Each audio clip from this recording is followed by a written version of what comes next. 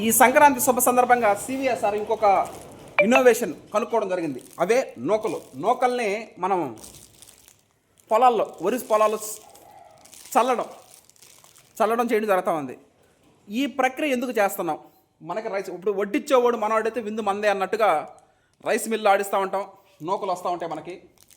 Sir చెప్పిన విధానం, నూకల్ని మన వరి సాగుల్లో పొలాల్లో చల్లమని చెప్పడం. నారేత వేసిన తర్వాత 5-6 రోజుల్లోనే చల్లుకుంటే మంచి ప్రయోజనం. ఇప్పుడు మనకి 52వ రోజు జరుగుతూ ఉంది, అయినా పర్వాలేదు. 52వ రోజు అయినా పర్వాలేదు.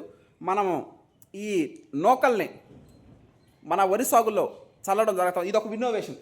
సివిఆర్ మెథడ్ ఫార్మింగ్లో ఇది ఇంకొక నూతన ఇన్నోవేషన్. దీని యొక్క ఫలితం మనం 15 రోజుల చూస్తాం. రేపే మనం నూకల్ని పొలాల్లో చల్లడం జరుగుతూ ఉంది.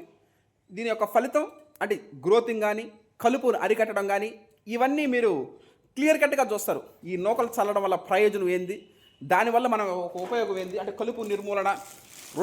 రెండోసారి కలుపు కూడా తీయడం జరుగుతూ ఉంది. మనం అంటే పండగల సీజన్ కాబట్టి అందరూ పండగల వారి వృత్తి పండగలు చేసుకోవడానికి బిజీగా ఉంటారు కాబట్టి ముందుగానే 52వ రోజు రావడం, 52వ రోజులోనే మనము పండగలు రాకముందే రెండో కలుపు తీయడం ఒక సంతోషకరమైన విషయం. ఆల్రెడీ మొదటి కలుపు తీయడం జరిగింది, ఇది రెండో కలుపు తీయడం జరుగుతూ ఉంది.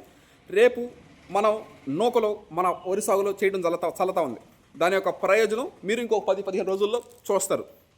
ఈ విధంగా the pride of Telugu Indian rice RNR 15048 Telangana Sona, అదేవిధంగా MTU 1426 నూతన గోదావరి వరి వంగడం, ఈ రెండు కూడా మనకి వేయడం జరిగింది. మార్చిలో వరి కోతలో ఈ బ్రోకెన్ రైస్, వీటిని బ్రోకెన్ రైస్ అంటారు.